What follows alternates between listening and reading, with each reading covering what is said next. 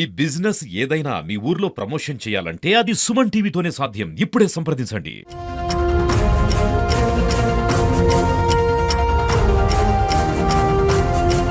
ఇప్పటికి 54 సార్లు ఢిల్లీ పోయి మరి వాళ్ళ దర్శనం కోసం అనేక సార్లు ప్రయత్నం చేసినా కానీ సోనియా గాంధీ కానీ రాహుల్ గాంధీ కానీ వారికి దర్శనం ఇచ్చే పరిస్థితి లేదు.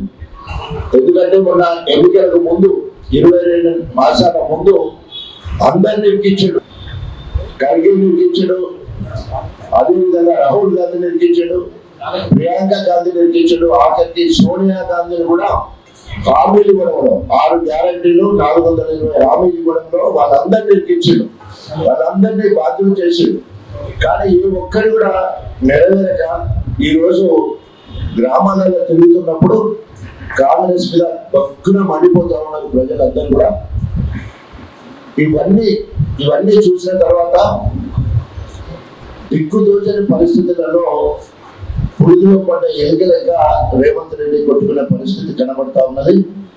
ఈ 2 నెలల పాలనలో సాధించింది ఏంటంటే అన్ని రాష్ట్రాల కంటే ఓ ముఖ్యమంత్రిగా మరి ఢిల్లీకి పోవడమే కాకుండా కేంద్రంలో ఉన్న బడాబాయి మోడీ లేదా అనుచర మంత్రులను కలిసే విషయంలో ఎక్కువ సార్లు కలిసిన ప్రతిపక్ష రేవంత్ రెడ్డి తేలిపోయింది.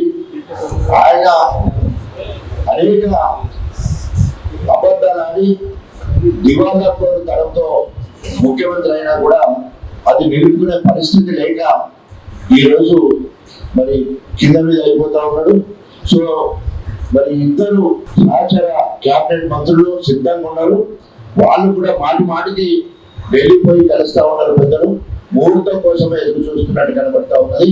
సో ఈ రోజు 42% రిజర్వేషన్ ఫీజులో కల్పిస్తారని ఆశ పెట్టి నమ్మించి రేవంత్ రెడ్డి మీద భక్తున మండుతున్నారు. రేపు రాబోయే రోజుల్లో ఇప్పుడైతే 6 వారాల వరకు స్టే ఉండు, తర్వాత అప్పీల్ చేసుకోవడానికి సమయం ఇచ్చింది. తర్వాత ఎలక్షన్లు పెట్టే అవకాశం లేదు. ఎందుకంటే ప్రజల దగ్గరికి వెళితే కరువులు కాల్చి వాత పెట్టడానికి ప్రజలు సిద్ధంగా ఉన్నారని ఏ రిపోర్ట్ చూసినా కూడా ఈ రోజు కాంగ్రెస్ ప్రభుత్వానికి రేవంత్ రెడ్డికి వ్యతిరేకంగా ఉందని చెప్పేసి తెలియజేసుకుంటూ ఇప్పటికైనా ఇచ్చిన హామీల మీద మరి ఒక చిత్తశుద్ధితో ఒక్కొక్కరిగా నన్ను క్షమించండి, ఇప్పటివరకు 22 నెలలైనా ఏం చేయలేకపోయినా ఇప్పటి నుండి ఒక్కొక్కడిగా చేస్తారని చెప్పేసి ఇంకా ప్రజలకు అప్పీల్ చేసుకోకపోతే ఆయన ప్రజలు క్షమిస్తారు, లేకపోతే కరడు దాల్చి వాత పెడతారని హెచ్చరిస్తున్నాను. ఇంటింటికి గ్యారంటీ కార్డులు ఇచ్చారు. గ్యారంటీ కార్డు అంటే మన అందరూ కూడా తెలుసు. ఆ గ్యారంటీ కార్డులను ఎంత మోసం చేసి ఓట్లు వేయించుకున్నాడో ఒక్కసారి మనం ప్రజలందరూ కూడా రివ్యూ చేసుకోవాలి. రేవంత్ రెడ్డి గారు నేను మొదటి నుంచి కూడా అంటాను, అబద్ధాలను కూడా నిజంగా పలికే వ్యక్తి, నిజాలను అబద్ధాలుగా పలికే వ్యక్తి. అని చాలా గురుకర మాటలు మాట్లాడుతున్నారు. ఊళ్ళల్లో ఉంటారు, పంచాయతీ పెట్టుడు, దీన్ని దానికి చెప్తాడు, దానికి ఇది చెప్తున్నాడు. దొంగతనం చేసినా కూడా దొంగతనం చేయలేదని వాదించడం. అంతకంటే తిట్ట ఆ మాటలతోటి కాంగ్రెస్ పార్టీని మోసం చేశారు. కాంగ్రెస్ పార్టీలో పనిచేసిన వాళ్ళందరినీ మోసం చేశారు. వాళ్ళకు కూడా శివుల పూలు పెట్టింది. కేంద్రంలో కూడా వాళ్ళ కాంగ్రెస్ వాళ్ళకి శివుల పూలు పెట్టింది. పిసిసి ప్రెసిడెంట్ సంపాదించాడు. మాటలతో ప్రజలు మోసం చేసి ముఖ్యమంత్రి అయ్యారు. ముఖ్యమంత్రి కాకముందు ఎన్ని హామీలు ఇచ్చారా ఇవ్వాలి చెప్తాను. 2 ఏళ్ళు అయిపోయింది. 2 ఏళ్ళు అయిపోయిన తర్వాత ఇంకా కథలు చెప్తాను. ఎవరు నమ్ముతారు? ప్రజలు నమ్మే పరిస్థితి లేదు. ఒక్కొక్కటి మేము కూడా ఆ గ్యారంటీ కార్డులను ఇంటింటికి వచ్చాము. ప్రజలు పెద్ద కాంగ్రెస్ పార్టీ మీద పూర్తిగా వ్యతిరేకత వచ్చింది. ఇంకా తిడతాను కార్డు తీసుకుని ఒక్కొక్కరికి ఇంటింటికి 2 లక్షల బాకీ పడ్డాడు. ఇప్పటికి ఈ ఇస్తున్న మాటలతోటి ప్రజలు మోసం పోతే పెన్షన్ భార్యభర్తలకు ఇస్తారు అనుకుంటున్నాను. ఎమ్మెల్యేల పరిస్థితి కొట్టుకునే పరిస్థితి ఉన్నది.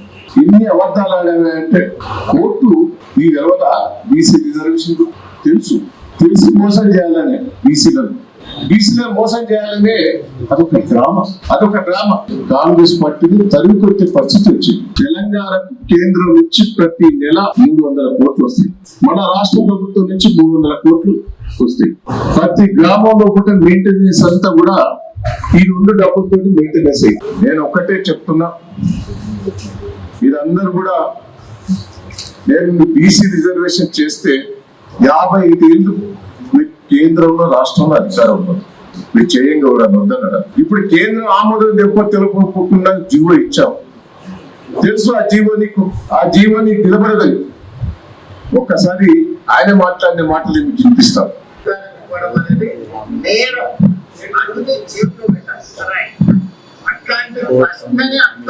కావాలని జైల్లో పెట్టాలి. రాష్ట్రాలకు రిజర్వేషన్ల అధికారం ఇవ్వడం అనేది నేరం, అడిగితే జైలు పెట్టాలి. అట్లాంటి ప్రశ్నని అట్లాంటివి కావాలని అడిగితే జైల్లో పెట్టాలి. అసలు రాష్ట్రాలకు రిజర్వేషన్ల అధికారం ఇవ్వడం అనేది నేరం, అడిగితే జైలు పెట్టాలి. అట్లాంటి విన్నారా? ఈ రిజర్వేషన్ కదా మొదలు మాట్లాడిన మాట, రాష్ట్రానికి అధికారం లేదు, ఎవరన్నా రిజర్వేషన్ అడిగితే జైలు పెట్టాలని ఎవరు అన్నారు. అంటే ఎంత ప్రజలను మోసం చేశాడో ఒక్కసారి మీరు ఆలోచించండి. ఇవాళ ఇంకో విషయం కూడా మీరు వినాలి, ఎక్కడన్నా మంత్రులు ఎమ్మెల్యేలను రేవంత్ రెడ్డి రిలీజ్ చేసి మనకు ఎన్నికలు వస్తానే మీరు తయారుండు అని అన్నాడా? మేమన్నా ఉద్యోగులు మేము ఆడాడే తిరిగినాం. ఒక్క కాంగ్రెస్ పార్టీ ఒక్క మీటింగ్ కూడా పెట్టలేదు, జిల్లా మీటింగ్ పెట్టి. అంటే వాళ్ళకు కూడా ఇంటించడు రావాలి. అంటే ఒక బీసీలను మోసం చేసినందుకే ఈ డ్రామా. నేను ఒకటే చెప్తున్నా బీసీ సంఘాలకు కూడా, ఈయన పోయి ఢిల్లీలో కొట్లాడాలి. రేవంత్ రెడ్డి గారు పోయి మోడీ గారి దగ్గర నా ఆమోదం తెలుపుకొని ఆయన కోసం కొట్లాడాలి. అసలు రాష్ట్రంలో కొట్లాడికి బీసీలను మోసం చేసినట్టే కదా. బీసీ సంఘాలందరూ కూడా ఇలా రేవంత్ రెడ్డిని ఉరికియాలి, ఎవ్వరు తప్పలేదు. రేవంత్ రెడ్డిదే మోసం ఇది, కాంగ్రెస్ పార్టీ వాళ్ళదే మోసం ఇది. వాళ్ళనే తరిగి కొట్టారు.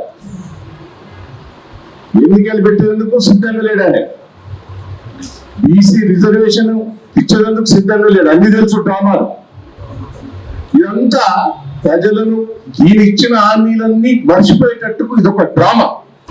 కేటీఆర్ గారు కూడా మొదలే చెప్పాడు, మనం ఢిల్లీ ఆమోదం లేని అది కూడా ఇంటి ఎట్లా మీరు లాభం చేస్తారు, ఎట్లా ఇస్తారు సమాధానం చెప్పండి కదా. మీరే 5 వ్యక్తులతో మాట్లాడుతున్నారు, 5-4 వ్యక్తులతో మాట్లాడుతున్నారు. ఒకసారి రాజ్యాంగం ఇస్తామంటారు, ఒకసారి పార్టీ పరంగా ఇస్తామంటారు, ఒకసారి ఆర్డినెన్స్ అంటారు, ఒకసారి బిల్ అని చెప్పి రాసిన బిల్లు పాస్ చేసి చిన్న ప్రశ్న అధ్యక్ష ఎలిమెంటరీ గా చెప్పాలి. అధ్యక్ష ఇక్కడ మనం బిల్ పాస్ చేస్తాం, బిల్ ఎలా పాస్ అయితే మన మెజారిటీ అందరూ సపోర్ట్ చేసిన పాస్ అయింది. మరి ఆర్డినెన్స్ మీద సంతకం పెట్టే గవర్నమెంట్ బిల్ మీద సంతకం పెట్టారు సార్, నా బిల్లు ఆర్డినెన్స్ బిల్లు 2 ఒకటే కదా. ఇప్పుడు మనం పెట్టిన బిల్ ఆర్డినెన్స్ మీద సంతకం పెట్టలేక ఉంటారు కదా. మరి బిల్లు మీద ఎట్లా పెడతారు మీరు అనుకుంటున్నారు? ఏ రకంగా సెప్టెంబర్ 30 లోపల ఎన్నికలు ఎట్లా పూర్తి చేస్తారు, రిజర్వేషన్ ఎట్లా ఇస్తారు, గవర్నమెంట్ సంతకం ఎట్లా పెట్టిస్తారు, ఆయన చేయమని గవర్నమెంట్ సంతకం పెట్టిస్తారా, ఏం చేస్తారు, ఎట్లా చేస్తారు? దయచేసి ప్రభుత్వం చెప్పాలి. దయచేసి మేము అడుగుతాను దేశ సమాధానం ప్రభుత్వం చెప్పాలి.